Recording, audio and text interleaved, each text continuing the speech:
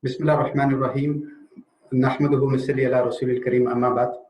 First of all, I would like to thank all of you for attending our seventh members talk session. In fact, by Allah's grace and with all your support, we have done 6 members talk session till date, and this is our 7th one. And we all know that we firmly believe in starting everything with the blessings of Almighty. And the best way is to start the session with reciting few verses. I request Brother Nadeem to recite few verses from the Holy Quran. Over to you, Nadeem. Jazakallah. أعوذ بالله من الشيطان الرجيم. بسم الله الرحمن الرحيم. ألم تر كيف فعل ربك بأصحاب الفيل؟ ألم يجعل كيدهم في تضليل وأرسل عليهم طيرا أبابيل ترميهم بحجارة من سجيل فجعلهم كعصف مأكول صدق الله العظيم. Thanks a lot, Nadeem bhai. May Allah shower His blessings on all of us. Alhamdulillah, this member talk session has given us a reason to meet all members, possible members, at least once in a month, and also not only meet but also update them on what exactly we do, some of the key highlights. I would like to request our president to give his presidential address, and if possible just share some of the key highlights of what we did for the month of July. Over to you, President. Thanks, Kareem. Can you put up the program, today's program and the chat room? Yes, sir, sure. Yeah. Okay. Right. Assalamu alaikum. Good afternoon to everybody. Thank you very much for coming over for this session today. Always a pleasure to interact with all of you and catch up with what's going on. It's quite interesting. I think we keep having eventful months. It's supposed to be COVID and everything, but sometimes it seems like we're not doing a lot. But when we look at the calendar of events, it then actually looks like we are indeed doing something. Kareem, can you just put up that calendar, doings of last month? Yeah, sure. So quite an eventful month it has been. I think one of the most significant developments, I think, this month, July, is our CIC, which is the Crescent Innovation and Incubation Center, has got a grant of 5 crores. A seed investment fund of rupees 5 crores from the Government of India supported Invest India, Startup India Fund. We think it's something phenomenal because the CEO of Startup India was a speaker at our World Summit in December. And I remember going to see him in January, February, early this year, and made a request about all our institutions. As you all recollect, we have 45 institutions which are sort of associated with the community. And we are trying to see how we can support the starting of 4,500 possible companies. 45 educational institutions which are affiliated to the community, associated to the community. And we are trying to see if we can support 100 startups per company, per education institution, which will give us a possible pool of 4,500 new startups. So this plan was highlighted to Startup India and the CEO, Mr. Deepak Bagla. He is the marketing head for India, basically, because he represents Government of India's marketing wing. He's a founder of, he's the CEO of Startup India. I wrote to him after our World Summit in December. And lo and behold, in July, our Crescent Innovation Incubation Center has been given a grant of 5 crores. I think it's a phenomenal step forward for being recognized by the Government of India. And like we've been saying, we somehow want to see this our 45 institutions get a minimum of 5 crores each. This will be a real dream for UEF if we are able to take it to that level, because you can imagine the amount of value which would have been unlocked. And in like the tech parlance, this is proof of concept. And CIC has been able to generate the 5 crores of, this is seed money which can be invested in any company which is part of the CIIC, which meets a certain criteria. So this is, I think, one of the biggest developments in July. Very happy that it has happened. Then, of course, Chennai City's Smart City Award was given to Habib and Sajid, our directors. Brother Jahir Hussain, who's actually presenting today from Metis. He's been advised as he's been appointed as the advisor for Japan. And Jahir San, as you may recollect, is Jahir Akira. As you can see his name, he's become half Japanese now. He's from one leg is from Mailadurai, the other leg is from Tokyo, and so he has become he's our what do you call our eyes and ears in Tokyo, and he's been appointed as the Japan Agricultural Ministries for them to promote Japanese products. Mr. Farooq Shahab, who's a former CGM of SBI, he has also become a close advisor to the UEF, and he visited UEF. He has visited our college. He visited Miyasi. He was there in Chennai. Of course, all our children's homes who are studying in our homes, 4 homes that we run, everybody passed out successfully, alhamdulillah. Our former MP, Mr. Abdurrahman, has become chairman of the Tamil Nadu Waqf Board. Dr. Abul Hassan got the COVID Warrior Award. UEF members have contributed almost 25 lakhs to the CM's COVID Relief Fund on top of the 4 crores already contributed. So almost 4 crore 25 lakhs we have contributed. And our eminent member Razak Saab was given the Citizen of the Year award by Loyola College. So this is just a sort of highlight of July visit. I think one of the things was forgotten. Khalid of Eterna visited Coastal Energens power plant, and so he was there giving automation solutions and whatnot. So Khalid, thanks very much for the visit to see Energens power plant. So these are some of the highlights of July. And of course, today we have 4 interesting presenters. We have got Metis Group, Mr. Jahir Akira-san from Tokyo is presenting today. I think his company Bistrans is presenting, CNO Group is presenting, and of course AMS College is presenting. So hopefully we'll have some good interactions today, and I'll pass it back to Kaleem to take it forward. Thank you. Assalamu alaikum. Thanks a lot for the update, President. As we all know how it happens, by the time we all are familiar with the format, just for good order's sake and for new participants, I thought I should just tell the format how we normally do it.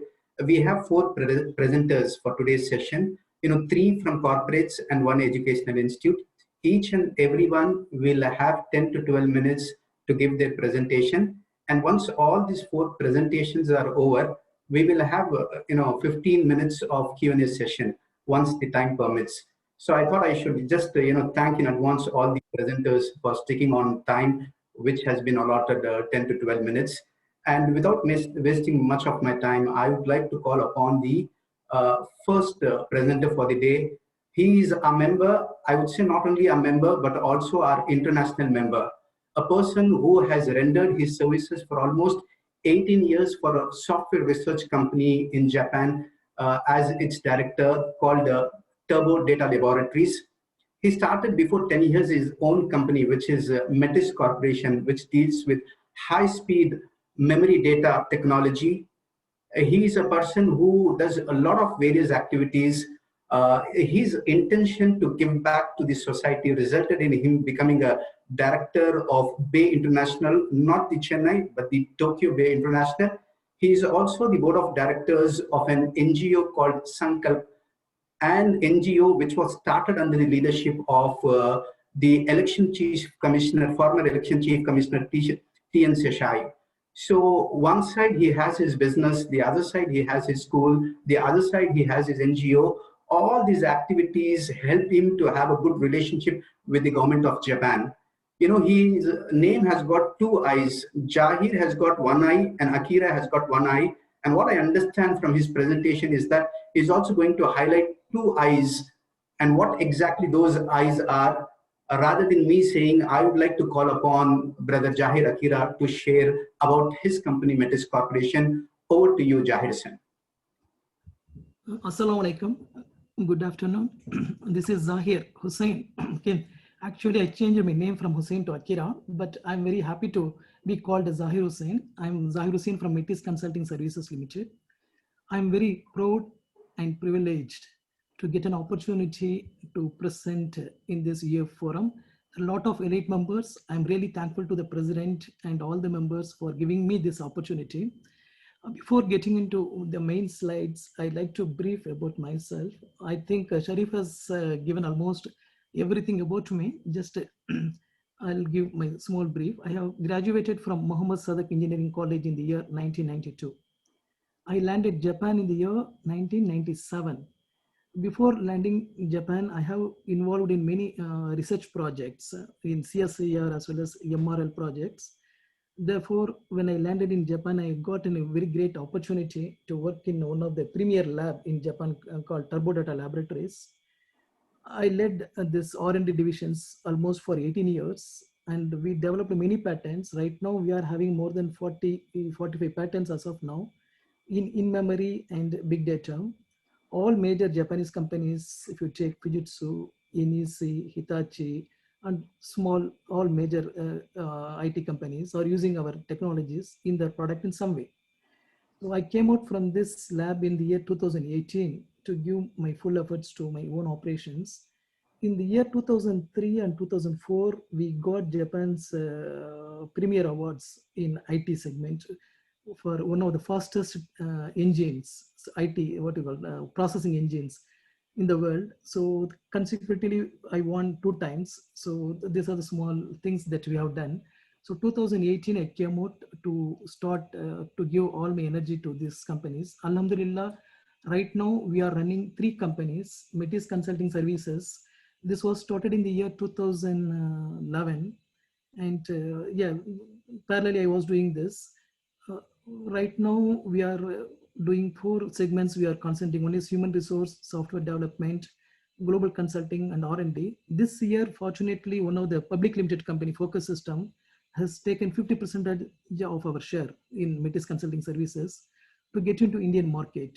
You know, Japan is looking for Indian market for quite a long time. Okay, they are looking very vigorously, very many IT companies. I have visited Europe, I have visited China through Japanese delegations. But what I felt was Japanese companies are more interested to align with the Indian companies than Chinese companies right now. So one of the major public limited company has taken 50% shares and investing a lot in this Metis operations right now. And another is Tokyo Bay International School that I'll go in the following slides. Third is Tokyo Global Academy. So I also involved in 2 startups. One is called Nihon Incubation Center. This is Chinese centric operations, and another is U Corporation. Okay, no. Thank you. So actually this Metis Consulting is started in 2011. Main aim was to bring the technologies to Indian segment. Okay, after my patents were got recognized here in Japan, I thought that I'll take it to Indian market, but unfortunately I wasn't successful. So then I moved to this human resource side, and we are also having on-site and offshore project developments. Global consulting is one of the major operations we are working on that. We are aligned with major trading companies like Mitsubishi and Mitsui. All the companies we have been aligned. And R&D segment also I will come up with in the following slides. Okay, so the human resource, if you see that Japan is looking for Indian people. Okay, so particularly I feel in IT segment they are telling I'm not sure that 1.3 million engineers they want in another 4 years to make Japan to be competitive in the industry. Right now, America and China are replacing Japanese position in the Indian international market, right? So they want to be competitive. Okay, so for that they need this high-end resource like engineers in DX, IT means in the DX or IoT and big data segments. These areas they need Indian engineers. So what we are doing is we are supplying engineers, but more than that, we are aligning with industries. So we take the engineers, we put them in universities or colleges to get them trained and then place them in the industries. That kind of alignment we already have done with a few companies. This year, we are taking more than 15 engineers from India for placing them in universities. And then after 2 years, we are planning to place them in industries. That means the job is almost secured. This kind of loop we already started this year. We are, Alhamdulillah, 10 or 15 members have got the CEOs. They're coming this year. And also this year, because of our global operations, Japanese government and NGOs have recognized Metis as one of the major partners. So this is called Powerful Japan. This NPO is very popular here in Japan, connecting many Japanese companies, small and medium scale companies with the government foreign companies. Okay, so that kind of operation is already started. I am working as an advisor, but particularly they appointed me as a Indian segment and the Oceania segment, but it's not limited to that segment. We can connect almost any businesses with anyone. Okay, so right now we have signed with Japanese Agricultural Corporation, JA, JETRO and JICA. So we can do any kind of business expansions. I need UF help in this to bring businesses from abroad to Japan. Okay, so that is a major thing that we wanted to do. So you know that this current Prime Minister is from agricultural family. Right now, he wanted to improve this export from 1 trillion to 2 trillion by 2025 and again 3 trillion by 2050, it seems. Okay, so they want to push the Japanese export, particularly in the agriculture segment, to foreign countries. So there is one of that main segment. I know that India is a bit difficult, but of course we are working with various small and medium scale players to increase that export, particularly Japanese rice products or Japanese fruits, Japanese vegetables. These things, if possible, we can work closely with our UF team to improve that. Okay, so second is so this global Tokyo Bay International School I started in year 2018, particularly to cater Indian students or Asian students. But right now, if you look into that, 50% of the students are from Japanese families. We have more than 50% of Japanese, 30% Indians, and another 20% are other foreigners. In that sense, the requirement for international school is growing here in Japan. Looking into that, the very major companies like Ichishин Group, I had once a small meeting with Ichishин Group and with our president also. So this Ichishin Group is a major, what you call, educational group here in Japan. They wanted to come very strongly in India. They already started one company in northern side. I wanted to bring them in southern side to align with our UF group universities and see how we can utilize their connections to Japanese market. Right now, their major focus is to train what do you call them, nurses in India, give them the training, and then take them to old homes or care centers here in Japan. So that segment, hopefully, if possible, we can align. Already we are doing a lot of things with Ichishин Group. And also, I haven't mentioned here, I also working with Toppan. Toppan is one of the major printing house, educational material they're supplying to almost all the schools. Another is Gakken. Gakken is also one of the major educational group. These groups are wanted to bring, they know that Indian education is far ahead than Japan. So they wanted to align some way with Indian teams to bring some kind of good educational revitalizations inside Japan. So in that segment, if possible, since we have so many colleges, universities, we can align with these groups to see how we can use their our Indian strength to Japanese market. Okay, so this is another thing. Third, I started recently this year, we have started this Tokyo Global Academy. Tokyo Global Academy, what we are doing is currently we are doing this operation in a smaller way. This year we're going to make it in a little bit bigger. So we are training Japanese, we're giving the Japanese training. Okay, we are not leaving them there in the Japanese language training itself. We are giving the placement in a very major companies like Fujitsu. We have signed with Fujitsu. We have signed with Dentsu.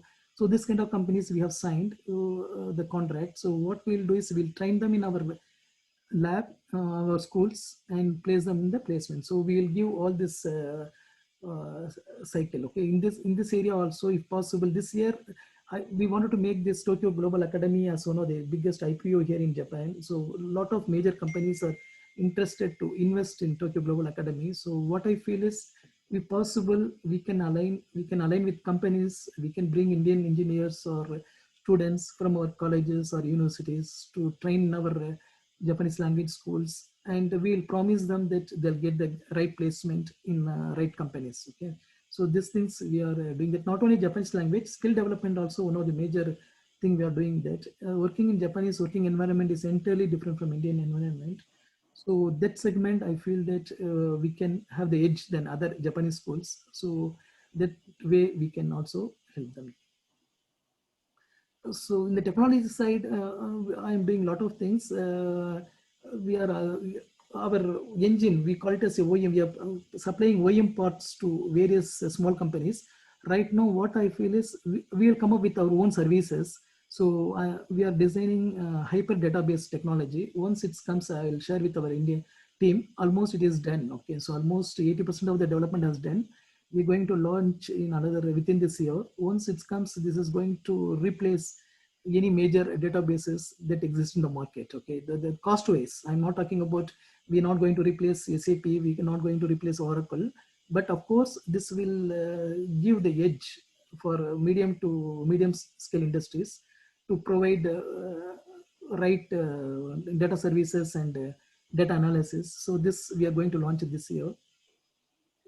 Yeah, this is also the same. Okay, so yeah, this is what a small presentation of mine. Thank you very much. Thank you, Jarison Bhai. Thank you very much. Thank you. I think just Jarison Bhai, thank you very much for the lovely presentation. Just before it slips my mind, I think you mentioned about a lot of nurses being required in Japan. Yes. Yes. And particularly Dr. Nawaz and other people, who run nursing, medical colleges, nurses. This Japan link is, I think, for as far as India is concerned, the relationship between India and Japan is at a completely different league altogether. They say it is one of the most important relationships that India has in the Southeast Asia and Far East. And South India, Tamil Nadu, Kerala, they have a lot of affinity towards Japanese. So it's our, humble thought process that engaging very closely with Japan will add phenomenal value to UEF, to members both ways. Because currently also we are very, very aligned, and in that sense, Zahir Hussain Bhai is based in Tokyo, so it will make a lot of sense for us to connect up with them. So nurses is one opportunity. You mentioned about the IT engineers and whatnot. So there's going to be a huge opportunity for the IT engineers, particularly our engineering colleges. If you're able to turn a lot of high quality engineers, I think it will be useful for Japan. So this is the background. Thank you, Zahir Hussain Bhai. Kalim, I'll pass it back to you. Yeah, thank you. Thanks a lot, President. Thank you. Yeah. Indeed, a wonderful presentation, Zahir Bhai. So many inputs, so many patents, technology-wise. We have made a note of few points. Thanks for the presentation once again. So the second presenter for the day is going to be CNO Group. CNO, crisis and opportunity. No, it is not that. This is Coal and Oil Group. The founder, president, and CEO of CNO Group is none other than our president, Ahmed Buhari Saab, a person who firmly believes that every crisis is an opportunity. He studied in abroad, but always had the intention to coming back to India and giving back and doing nation building. So this intention of giving back ensured that he started his business in the early 90s, and trading business he started somewhere around 1997. And if I'm right, at one point of time, they were supplying 10 million tons of coal all over India. And it is not just, what is unique about him is that it is not just doing business, but he had the urge that, a business should touch lot many lives. That is how he landed in doing this power plant project. Thanks to his journey from his hometown, Kilakkare, to Thoothukudi, where he firmed up that, yes, I'm going to start this power plant in my state. Though there were a lot of opportunities from Karnataka, from Maharashtra, and Gujarat. In fact, he also met the then Chief Minister and the current Prime Minister Narendra Modi ji regarding this. But that man Vasanai, trying to do something for the state, ensured that this 1,200 megawatts power plant. It is not just a power plant, rather than I would say that it has become the identity for Tamil Nadu and in particular for Thoothukudi.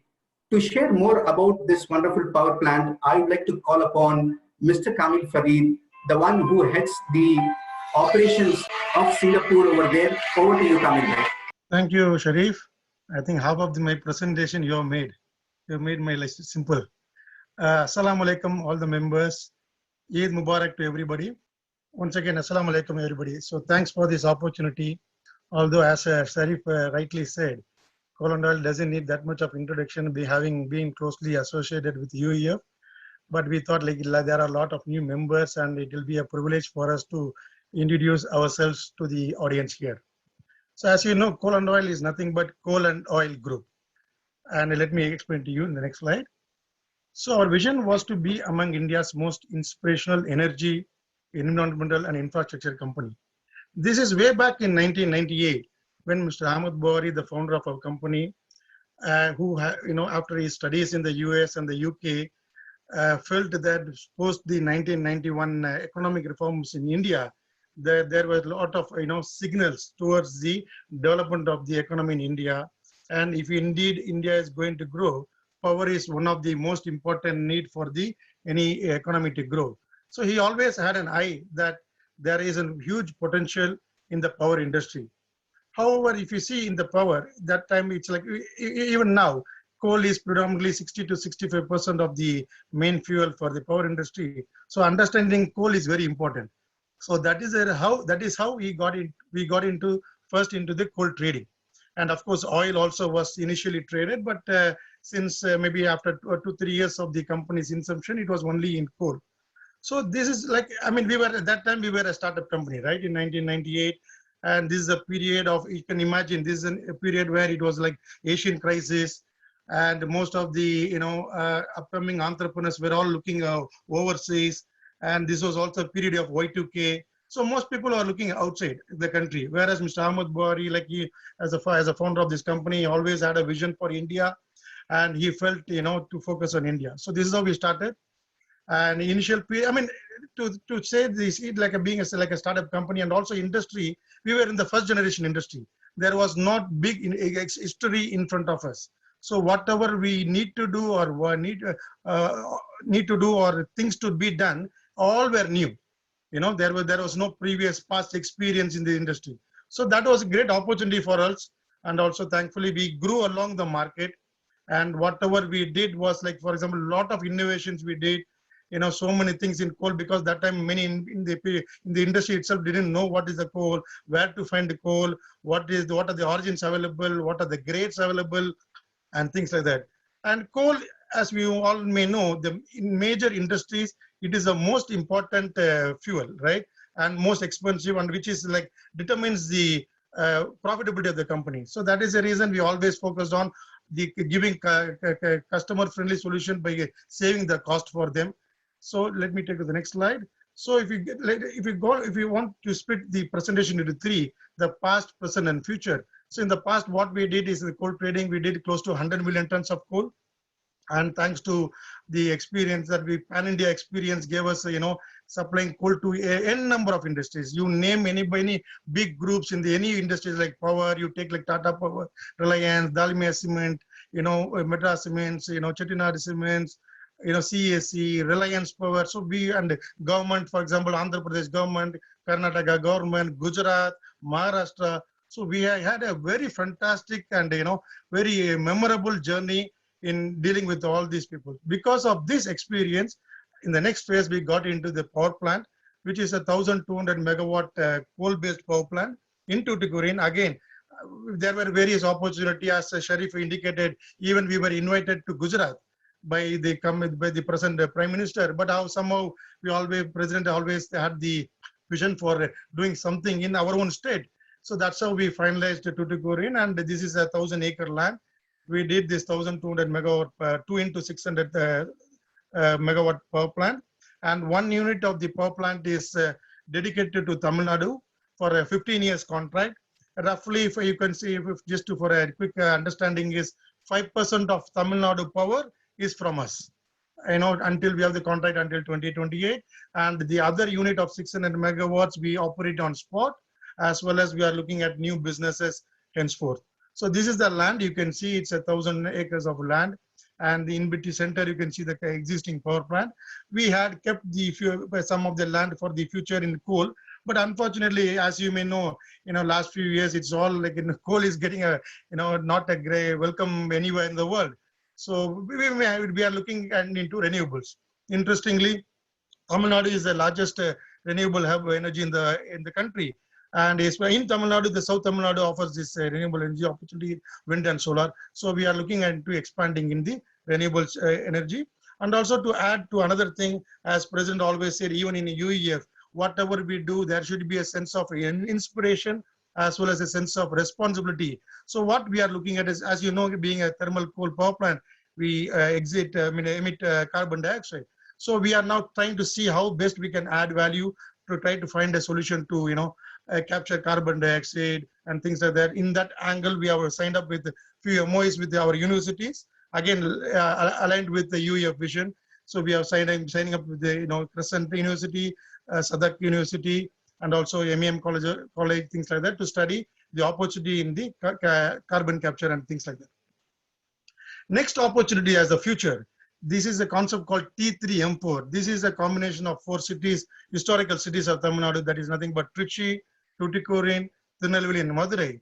So in this location, we are trying to see how we can add value in industry with the support of Industry 4.0, how to bring in the technology companies. Earlier, we were all thinking about why not we bring in industries, like what the China did, Korea did. But now we are trying, we all know in the COVID year also we have seen the technology business is what getting multifolded. So we are trying to see how we can add value in the technology business in this location. And incidentally, this location is one of the projects of the central government as well as the state government, which comes under the East Coast Economic Corridor, which is called the CKIC, Chennai Kanyakumari Industrial Corridor. And ADB and the PwC has studied a comprehensive study of a 10-year, 15-year and a 30-year portfolio of opportunity to be built in this location. So we, Coal and Oil and Coastal Energen Thermal Power Plant, are being one of the largest private IPP in Tamil Nadu and located in South Tamil Nadu. We are trying to see how we can add value being located in this region. And as you all know, most of the focus is all in Northern Tamil Nadu, the development and investment.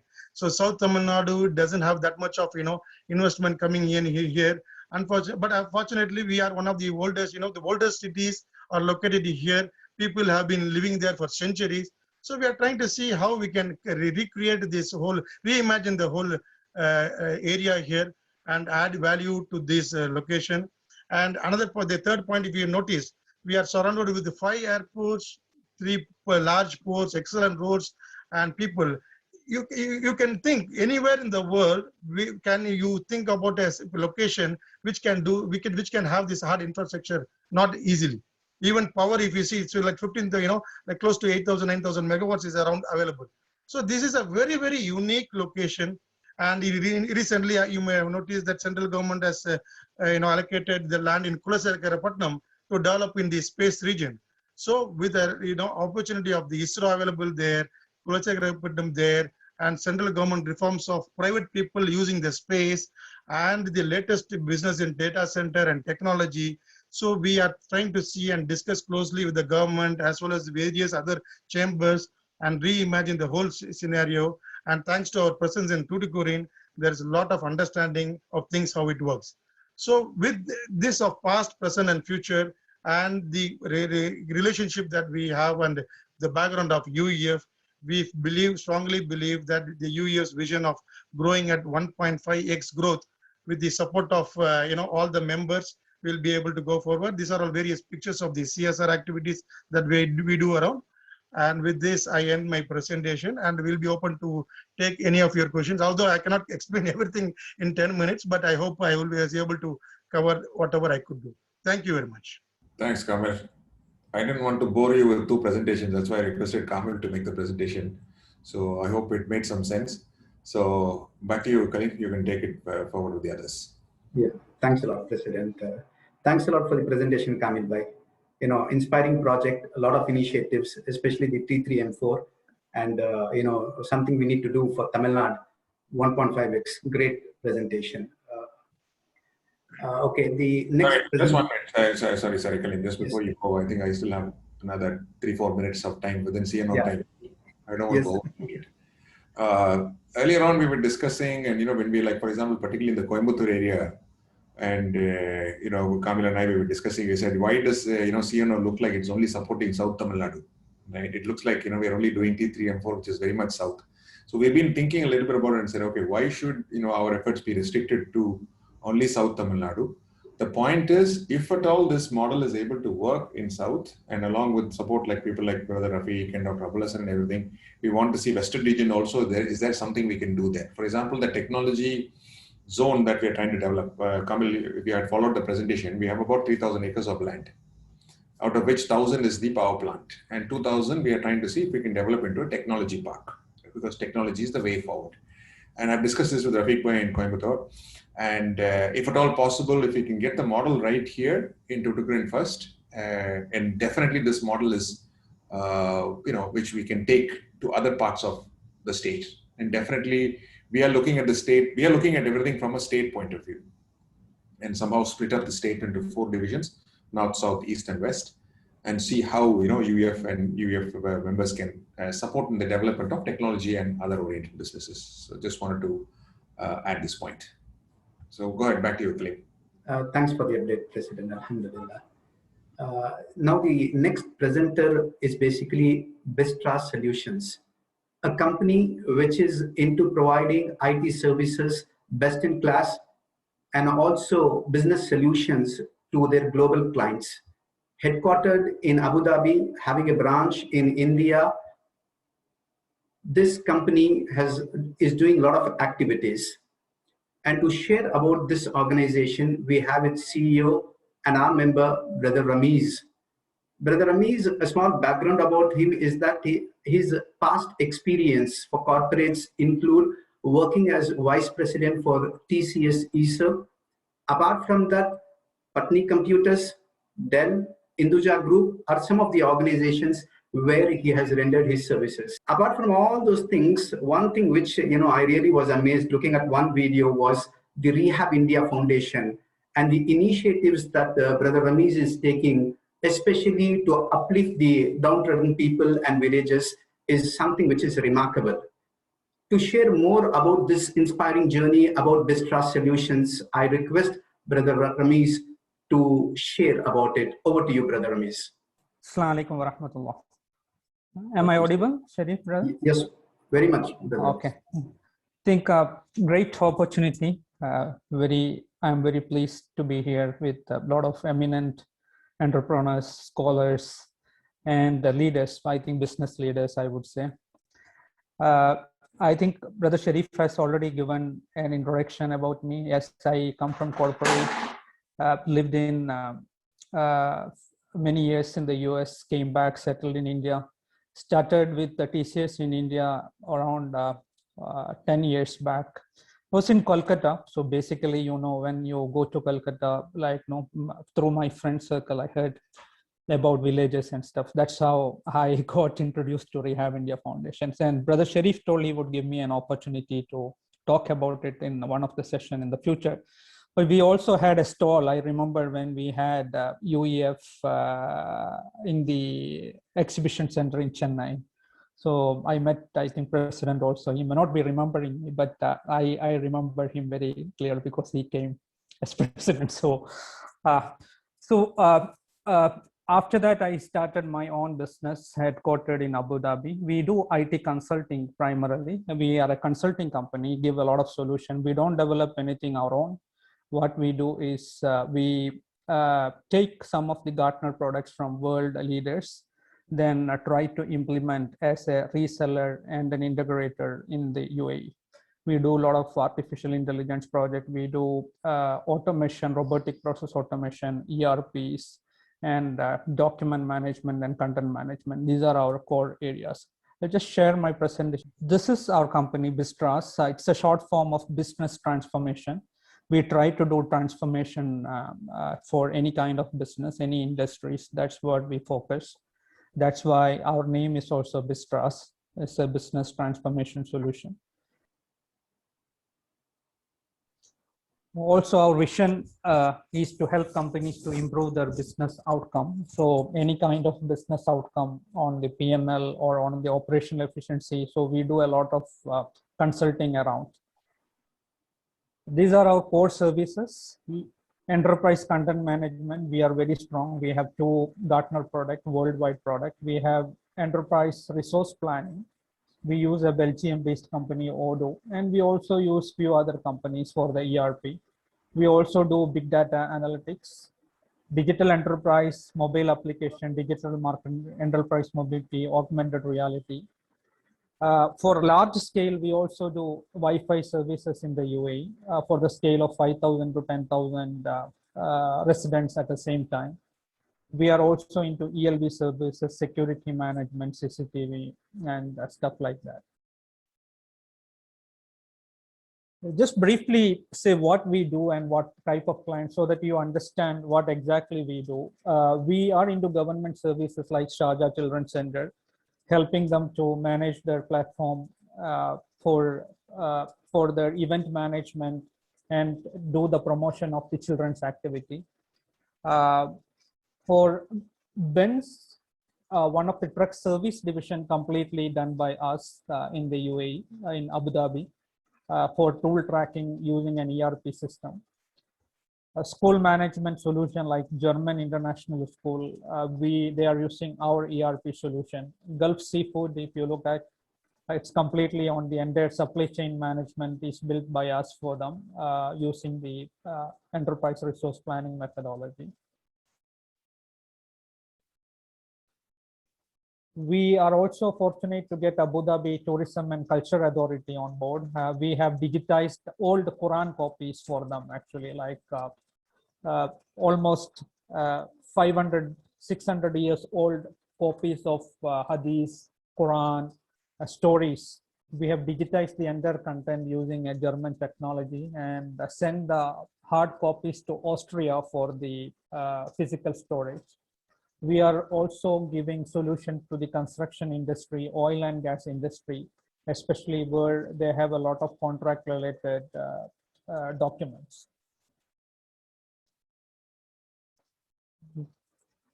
So basically, these are some of our clients, and we primarily focus on cost-effective solution so that they don't have to burn a lot of money by spending in huge technology-based companies. Rather, we give an option to use open source technologies so that at least 95% of their vision is achieved.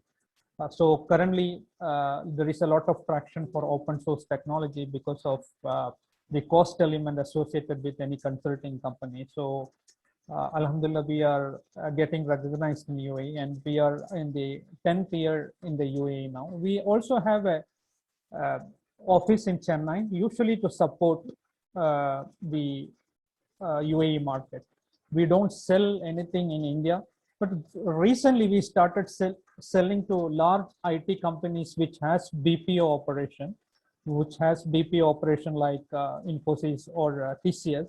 Large BPO operation require an engine called a business workflow engine, which through my experience I have developed my own, and we started selling that in India. So our office in Chennai is in Velachery. So with that, I will end my short presentation. This is what we are. And the other thing, what I do primarily, I think I spend more time for Rehab India Foundation. We have adopted 80 plus villages in remote part of India, especially Bihar, Assam, West Bengal. And Alhamdulillah, we are one of the recognized NGOs in India now. We are having a lot of collaboration with different leaders. So when I get an opportunity, I think we will talk that. Byju's app is the recent one which came to us, and we are already implementing some of the content which is as per the CSR scheme. We are making a virtual village development program using Byju's learning content and a solar technology and a e-health content from one of the companies. So we are making digital villages in India. So that's what our new story is about for Rehab. Thank you so much. Thank you very much, Brother Ramesh. Very nice presentation. I'm not aware of so many things that you're doing. I'm sure you can also help UEF with some of with your very good ideas. So we will stay in close contact to find out more about what you're doing. Sure. Thank you. Yep. Yes, Thank you. sir. Thank you. Thank you. Thanks a lot, Brother Ramesh. Inshallah, when time permits, we will also ensure that opportunity is given to you for that Rehab Foundation India presentation for sure. Now, last but not the least, we have the fourth presentation. I'm sure that you all know that if you would have noticed that each and every time we have an educational institute sharing about their story, the journey. The purpose and idea behind that is basically, can we slowly enroll them to start entrepreneurship centers, startup centers in their institutes, so that from placement they shift on, creating entrepreneurs. With that, this time we have AMS Ali Muhammad Saleh Engineering College, a college that was started somewhere around 2000 and currently has somewhere around 2000, 1900, 2000 students. In terms of rating, among all the engineering colleges in Tamil Nadu, if I'm right, they are 18, 1-8 in terms of ranking. They do a lot of initiative and activities. Especially, I'm keen to know more about this institute. I'm sure the members will also be keen to know more about this institute, especially on their child rescue machine that they have done. And I also understand that they have got some Guinness World Record, basically on the long power strip. To know more about all these aspects, I would like to call upon Dr. Mohammed Shabir, the Vice Principal of AMS College. Over to you, Dr. Shabir, sir. Sorry, just 1 minute before Dr. Shabir starts. Just one minute. Just 1 minute. I still remember, when AMS College was started, and if I'm not mistaken, founder Sheikh Noordin Mama. I think he is the founder of AMS College. I think Sinadara Sajpa can help me here. It must have been 80s or 90s, and when he saw our founder and founder of AMS College, Sheikh Noordin Hajjat, came up to my father and said, Kaka, nanu ungal mari vandu college start panna poren. We also want to start an institution just like what you're doing, because we think that this institutional imparting education is a very, very inspiring thing for us to do. That we are very happy that we are also starting an institution. So this must have been somewhere in the 80s and 90s when Sheikh Noordin Mama was mentioning this. I distinctly remember it. And of course, you also used to have a Rolls Royce. I don't know if Dr. Shabir knows that. This was the founder of AMS College, and we are looking forward to closer engagement with AMS in the days to come. Thank you very much. Thanks a lot for sharing that connect, President. Highly appreciate. If Dr. Shabir is there, you have been given the access. You can share your presentation. Assalamu alaikum and good afternoon to all the dignitaries and one and all present in this meeting. First of all, I thank UEF, United Economic Forum, especially our Kalimullah Sharif sir and our trustee, Janab Sheikh Ataullah sir, for giving me this opportunity to give a talk amongst these prominent members from various sectors. So I will be presenting on the sector which is the most important, which the young mind must have, that is called as the education. So here, again, I'm very happy and proud to showcase my college to this forum. Thank you. Ali Muhammad Saleh College of Engineering is located in Mutha Pudupet, Avadi, Indian Air Force, Chennai. Al-Hajj Dr. Sheikh Noordin Sahab is the founder of Ali Muhammad Saleh Trust. Al-Hajj S. Segu Jamaluddin Sahab is the secretary and correspondent. Al-Hajj Sheikh Ataullah sir is the trustee administrator of Ali Muhammad Saleh Trust. Professor Dr. M. Afzal Ali Beg is the principal. Professor has a wide experience of more than 25 years in engineering education and has been serving as principal in Ali Muhammad Saleh College of Engineering for the past 10 years continuously. We are very happy and very proud that now he is 10 years continuously serving this institution for the growth of the younger generation. The 6 UG programs offered are Computer Science and Engineering, BTech in Information Technology, Electronics and Communication Engineering, Electrical and Electronics Engineering, Mechanical Engineering and Civil Engineering. Our college has got the NAC accreditation status for 5 years, and also out of the 6 courses, 5 courses are Anna University permanently affiliated courses. It has been given because of the faculty strength and also the lab facilities. Our campus is widely spread across 18.7 acres of green and serene environment. The student strength, as Kalimullah Sharif sir was saying, it is 1,860 for all 4 years put together. The faculty strength is 100, rather the government requirement is 93. We have excess faculty members. The student staff ratio is 18.6:1. For every faculty, there are 18.6 students. And coming to the strength of the campus, we have to say much about the infrastructural facilities available in the campus. Totally, we have 60 classrooms, 8 seminar halls, 31 laboratories, 7 HOD rooms, faculty rooms are 25, drawing hall is 3, and auditorium is 1. It is given in percentage here. This is a look of the classroom. We have each table for a student. This is our drawing hall. This is our electrical and electronics laboratory. This is our electronics and communication laboratory. This is our civil engineering laboratory. This is our mechanical engineering laboratory. We have all the latest machines available in the campus. That is our main strength. And all the machines will be running in 24/7, 365 days, almost like an industry. Never a machine or an engine or any system will be under failure.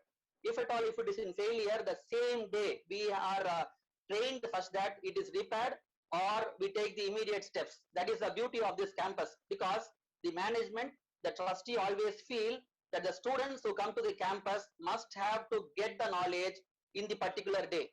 It can't be for the next day. And regarding the most important thing, the IT infrastructural facilities, we have 590 computer systems, 7 laptops, 7 servers, and we have 100 Mbps internet connectivity with the Wi-Fi facility throughout the campus. And regarding the central library, we have both the reading section and the reference section. The volume are 43,730. The most important thing is the student book ratio. It is 1:35. A student can have almost 35 books in a given day. That is a ratio of library books we are maintaining in the library. So the investment is huge, almost 2 crores every academic year. And also, rather nowadays, because everything is digital, we also have e-books of 3,126. Then we have periodicals in print 73, back volumes 2,242, and online packages. That is 4 packages we have from Delnet, IEI, IETE, and NDL. That is National Digital Library. So this is a seminar hall facility available, which can have a strength of more than 60 students. Auditorium, which can have a capacity of more than 400 students. It is named after our former president, Dr. APJ Abdul Kalam sir. This is our career planning and development cell. So this cell is very important because the students who are graduating from our college must be trained and seen that they are placed in a good MNC or a good level company. And our, as I said you, our laboratory, all the machines are running 24/7. Even the power is 24/7. There is no interruption of power, and also we have a standby power facility available. And also we have renewable energy source. Almost we have 20 kilowatt solar power grid. This is taken care by the electrical and electronics engineering department. And rather than the academics, we also focus more towards the research and development. We have Professor Dr. S. Satish, who is the director of R&D Center. Almost we have got funds from all the government agencies and also from the companies and all the agencies. And our students have also done a good project. You can see the photographs of the projects done by our student. So these are the projects. Many are there, and because of the time constraint, I have just shown some. And also we have displayed it in our project expo. The R&D director of Anna University and higher dignitaries were invited. And also for the R&D, we have different softwares and the video lectures are available like Sitavi 6.0, Mendeley, etc. And after all the project work is done, the student has to publish that particular project work in a journal. So all the papers or all the work done in the campus is published, and that is the level of education we are transferring to the young generation. And also there is a policy in the campus that each faculty has to publish 2 journals in an academic year. And not only by saying, it is also done. The faculty members of our college are publishing more than 2 papers in a year, which I must have to put in here very proudly. This is the citation level of the campus. You can see that almost we are reaching 10,000 citations in an academic year. And rather more than the classroom education and the R&D, we also try to give them value additional packages or practices. They are asked to take up internships. Anna University regulation says a student has to undergo one internship in an academic year. But we, our principal, our management, they are asking the students to undergo at least one internship in a semester. So thereby they can understand the real world and thereby take up the field projects, and when they go to the industry they can be ready for the professional job. And also we allow them to go for IVs from the college side. Every semester at least a given student has to go for an industrial visit. This is taken care. And also the courses, modules made by the IIT professors and the IISc professors, it is called as NPTEL courses.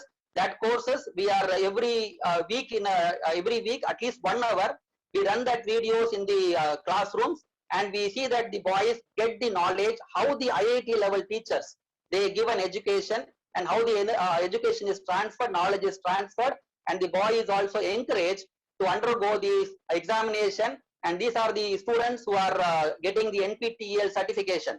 I am again proud to say that our students, compared to all the tier 1, tier 2 colleges, our students have got more NPTEL certification. Even we have another policy, the faculties who are in the college, they have to again update their knowledge. So even they undergo some courses which is new technology courses, and they undergo the examination, and the management also not only encourages them but also supports them in the examination fees, and also reward them whenever they get good scores. So this is the level of upgradation of knowledge in the campus happening. And also some students, when they finish their +2, they always dream about IIT. So we thought of bringing IIT also to the student level who are studying in Ali Muhammad Saleh College of Engineering. So we are now a member of PALS. PALS means Pan India IIT Alumni Leadership Series. Now the alumnus of IITs who have done education from IIT Madras, they have started a small association. Now we are tied up with them. They come to our campus, and our students also go to the IIT and the companies where they are working. So they get the knowledge about the latest technology. Also, the very important thing here is, apart from giving guest lectures, internships, IVs, our students are now called upon to IIT hostel, and they are asked to stay there for a workshop there completely 24/7. Our children are asked to stay there and understand how the IIT students, they work 24/7. So this is a beautiful experience happening in the campus. And when they go to IIT, they know how the students of IIT, they work 24/7. When they come back, this encourages them to make our campus also alive 24/7. And regarding ICT Academy, and because you all know that software field is developing and upgrading every day, so therefore we are in tie-up with the ICT Academy. Our faculties and also the students both are given upgradation of knowledge in the new coding techniques and the softwares available. So this is most important, and this gives the campus a digital empowerment. And soft skills training program, our students mostly they come from a rural background. They have a fear for English. We give more focus such that the students have a good development in English language.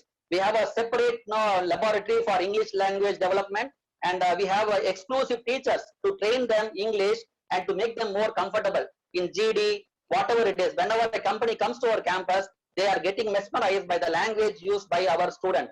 And also for all the placement activities, our placement officer, he sees that the boy gets good training in the aptitude level, and also the computer faculty members in the campus and also from the ICT Academy, they give coding knowledge to our students such that they get past the examination, soft skill examination. So these things are happening, and we are doing it to the maximum. Professor Ravi Kumar sir is the career planning and development cell head. He is the MBA graduate from NIT Tirchi. He takes care of all the placements. Whoever is eligible in the campus, they will be placed by Ravi Kumar sir. This is the beauty of our campus. Everybody are on the toes. So the students placed, I'll just go one by one. From the Department of Mechanical, Electronics and Communication Engineering, Civil Engineering, Information Technology, Computer Science Engineering, Electrical Electronics Engineering, and these are the companies which come for placement, and they are our partners. And these are the list of companies where our young engineers are associated with, our ambassadors are representing the college in these companies, from which we get positive feedback. And these are the toppers, higher level grade students who have got placed in leading MNCs. As you said, very important thing in your presentation, rather only focusing on placement, we also train the students such that they become entrepreneurs. That's the most important thing. And our own principal, Professor Dr. M. Afzali Baig, is the advisor. He takes care of all the activities happening, and he sees that many of the students are encouraged to become entrepreneurs. So because it is taken care personally by Professor Afzali Baig, sir, amidst his packed schedule, you may know how much importance we give to the entrepreneurship development cell. And I request also the dignitaries available to come to our campus and see that our students are also getting more experience from your technological upgraded knowledge. So I request you to also come to our campus and develop our students to become entrepreneurs. And apart from education, apart from placement, entrepreneur, the boy is also encouraged, the student is also encouraged to take up the competitive examinations like GATE and all the examination. So that the importance is given here. And the last row gives the most important thing of the campus. We give more focus towards personal counseling. The age between 17 to 21, the child is very much not disturbed. We see that we give complete counseling, and we see that everybody is comfortable in their period of 4 years in this campus, and they live happily ever after. That personal feeling also is given in this campus. Apart from the education, we also focus towards the extracurricular activities.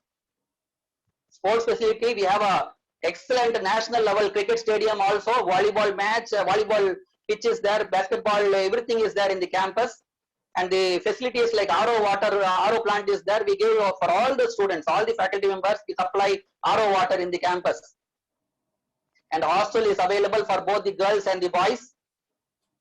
General amenities, we have a medical health officer also coming to the campus. Whenever a boy or a faculty member is ill that day, immediately he is taken to this medical health center, and we see that his health is now checked and given proper medicine. The achievements of our students, they have got the Anna University gold medals and ranks very often. And also they have won the rally car design in Rajasthan. They have got the hackathon second prize, and for which the CM has called upon to his office. And also a boy has won the international robotic competition. He has won 1 lakh rupees in Delhi. And we almost 4 students have got the Guinness record in our campus, completely funded by the management. So in our campus, almost every year, the management funds around 25 to 30 lakhs only for research work. It never happens in another tier 1 or tier 2 colleges. The sports event, here also our boys are shining in all the fields, football, weightlifting, in all the zonal and state level competition. Even here, the student who is going for other state or other district for his sport events, everything is funded by the management. These things doesn't happen, and I wish that the dignitaries of your level must know this. Apart from all the activities, a boy must also be concerned about the social service. So we have a huge NSS activity, National Service Scheme activity. You can see the number in the last box there. 34,272 people are benefited by the activities happening in NSS in our college. So this is a type of social service mindset we are giving to the students, and the students, they readily come and they help the society. A beautiful activity happening, and because of this activity, our college program officer, NSS officer, has been awarded the best NSS program officer in 2018, and we expect even in 2020 and 21 also. And all the activities like Swachh Bharat, National Voters Day celebration, CCTV camera awareness rally, eco awareness, International Yoga Day, Jal Divas, and the Swachhata Pakwada Divas, and Engineers Day celebration. Everything is celebrated, and also the women are given empowerment here. Only on Women's Day, all the faculty members and all the girl students are asked to showcase their activities, and they feel the women power. So in our campus, and thereby the students of the campus, the girl students of this campus feel enlightened, and they understand that they can do wonders in this world. And regarding scholarship, our Professor Dr. Amanullah sir is the coordinator of the scholarship cell.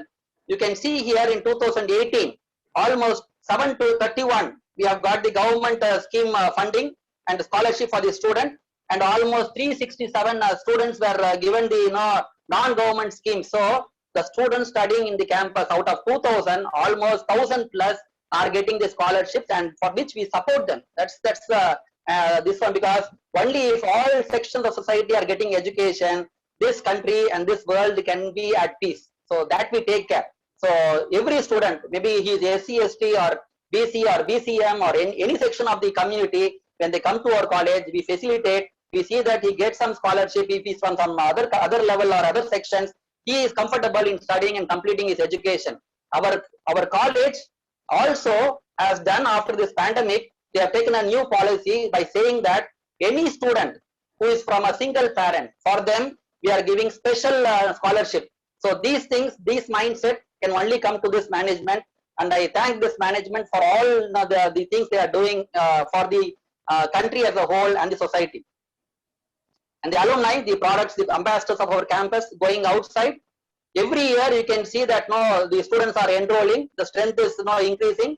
We have a separate alumni web portal where the students they give the job details. If suppose they are working in a company, they give what is the number of vacancies in their company, and they help the students to get placed also. So not only the placement officer is involved, even the ambassadors of the campus who are proving what the campus is all about, they are helping us, and they meet every quarterly and yearly, and they support the college, and also they give scholarship for the meritorious students and downtrodden students, and also they do charitable works. So everything is done by them. So that is our product.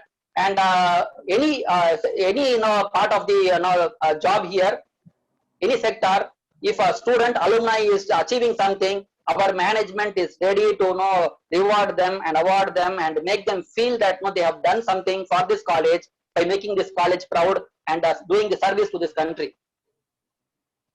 So all the National Day celebrations have been done in this campus, and regularly we do. Our own trustee is an army officer, so you can see that how secular the campus is also. And we also have prayer halls in the campus in every block, because a student who is going to prayer hall may take some time. So even in every block, he can have a prayer, and he can perform his religious activity. So everything is taken care. Now I request, I take this forum, and this beautiful forum of all dignitaries of industrial level to support our college, to see that our students are getting some knowledge transfer from your industry, and also the college can support the industry in skill development of the employees or employers in your company. So this is my request. We're ready for all the MOUs, and the management and the faculty and the principal are always ready to invite you for any guest lecture or any support you can give us. So thank you. Jai Bharat. Thank you. Thanks a lot, Sharif. So with this, we have some 10 minutes time for the Q&A. Either you can unmute and ask questions to all the 4 presenters, or also share it in the chat box. Over to members, if you can just share your questions, we will be happy. Any questions? I request people to ask it to members, or unmute yourself and you can also ask. The choice is yours. Assalamu alaikum. Sheikh here, Sharif bhai. Yeah, please. My question is to Zahir bhai with regards to his patents on big data. So, Zahir bhai, if you can hear me, can you elaborate a little bit on like what are the patents you have on big data and what is the impact? Yes, actually, I have a lot of patterns in in-memory database. Okay, so in-memory database in the sense, SAP HANA, you might be knowing timestamp kind of stuff, right? Our technology is similar to that, but we have some kind of algorithms by which we can perform the operations even faster. Okay, let's say that when you go for data analysis or this artificial intelligence, you need to access millions, sometimes billions or trillions of data, right? So for that, we have some kind of unique searching algorithms, some matching algorithms or unifying algorithms. by which we can perform the operations in a shortest period of time than other leading technologies. So that way, I will share in the details about all these patterns and details through the email or our forum, but we can do better than other companies in terms of analyzing the data. Thanks for that revert, Zahir Sen. Okay. Assalamualaikum, Sharif bhai, this is Rafiq from Erode. Am I audible? Yeah, very much, sir. So, first of all, congratulations to Team UEF and our President, Brother Ahmad Saab. It's wonderful. I'm sorry that I missed a couple of this kind of monthly sessions, and good to come and know our fellow members. My question is a very simple question. See, today we all talk of disruptive technologies, disruptive new ideas, which could, mean an end of an existing business of generations and opening a new, business, etc. In case of power, what is happening to the coal power and, in the competition of the emerging renewable energy, particularly solar, is something as a person myself, in renewable energy for the last 25 years with over 20 megawatt of installations. I learned a lot from our brother, Ahmad Saab. So in fact, it is really worrying. Even last year we commissioned 1 megawatt just as a trial pilot project of solar. What's going on? We know how many gigawatts of solar is going to come and how much of green funding is going to take place, and how a player like, an SME or family group can, take part in this whole, economic activity. All this is something that we have to deliberate, understand. And, we members, UEF members, if possible, must have some kind of knowledge and information which is not otherwise available over, media or a magazine or a social media. So which we can, exploit for our own advantage on the, as our president always says, economic enhancement of our community. So if, I could throw more light on this, Brother Ahmad Saab, I'll be glad. Thank you very much. Thank you, Rafiq bhai. How do I put it? I mean, we are both actually you're on the right side of the equation. We are on the wrong side of the equation, right? You're in the renewable energy business.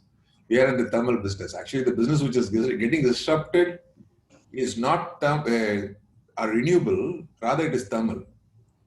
So you are actually in the right side of the curve and you are way ahead of time. Actually, even within, I'm sorry to interrupt, within the renewable, the changes that is happening because of all the geopolitical, economic things, the cost coming down, the new technology bringing in better efficiencies, all these things are mind-boggling, So this is also what, within renewable energy, the competition stays ahead. That's what I mean. Yes. Yeah. Thank you. So the point is, I mean, like whoever we've been talking to from an energy point of view, thermal has been terrible business. The game is disrupted completely, right? If you look at somebody like an Adani today, they have, if I'm not mistaken, Kamil can correct me if I'm wrong, about 18 to 20 gigawatts of renewable capacity. That company is worth, I think it is about 100,000 crores. It's the flagship company of the Adani Group. And guess what their revenues are? 3,000 crores. Guess what the valuation is? 100,000 crores. Right? Where is the revenue? Where is the valuation? They've changed it completely. They've caught a hold of the wind as to where the world is heading towards in terms of renewable energy. They've gone and tied up with partners. They've gone for listing. Now, these are not typical things that people from our community and our part of the world, we are a little nervous to do these type of things. They've upsized the game. In fact, they did the largest plant. It was a bit of an embarrassment for us. Their largest plant at one point of time was in Ramnath district, 640 megawatts. Solar power plant. At that time, it was the largest in the world. Now, we are from Ramnath district. We had no idea that here is Adani coming from Gujarat and they are coming to right in Tamil Nadu under our nose and they're setting up a 640 megawatt plant and they were selling at 7 rupees. So we were not able to do it, right? So whatever said and done, the amount of entrepreneurial zeal that somebody like Adani has demonstrated is unparalleled. Now, whether our people have the same entrepreneurial zeal, the can-do mentality, the fighting mentality, Adani has got the biggest problems in the country today. Like for example, their power plant, thermal power plant has got huge problems, right? But what they are doing is they figured out quickly that, renewable energy is the way forward. They scaled up capacity and they listed the company. Now, these are not things that we do. So if you look at it, problem-wise, they've still got a huge problem in terms of thermal, but they were able to change the rules of the game quickly and move into renewable, upsize it, offload the stake, list the company, which are things that we don't do. Then if we don't do these type of things, then we cannot come back and complain and say that, how come Adani and other renewable energy people are doing it and we are not doing it? We are not able to do it because we are not taking those steps that those people are taking. No, it's not that they are facing a different India or we are facing a different India. We are both facing the same India. So I think nimble-footed, and Tamil Nadu is definitely, renewable energy capital. There's going to be lots of things which are going to happen here, but there'll also be problems. And if we've had 20 years of head start in Tamil Nadu, that means we have learned enough in the business. And probably tying up with foreign companies will be one good way forward, I think. And for us to have learnings from different parts of the world. But yeah, Tamil Nadu is here to stay. Tamil Nadu's industrial status is here to stay. Our CM says that, now we are targeting a $1 trillion economy. Somebody was mentioning that the UEF has a target of, 30-year target. Now, Tamil Nadu government is planning 10-year target. So the 10-year target, which is 1 trillion, will automatically take us to a $2.7 trillion economy, $4 trillion economy by 2050. So there's a lot of plans that Tamil Nadu has. Hopefully, we will all be able to jointly ride the wave. Inshallah. That answers your question. Thank you, President. Thank you. I'm Dr. Nawaz here. I'm attending a UF meeting for the first time. I'm really humbled by the scale of operations of dear members.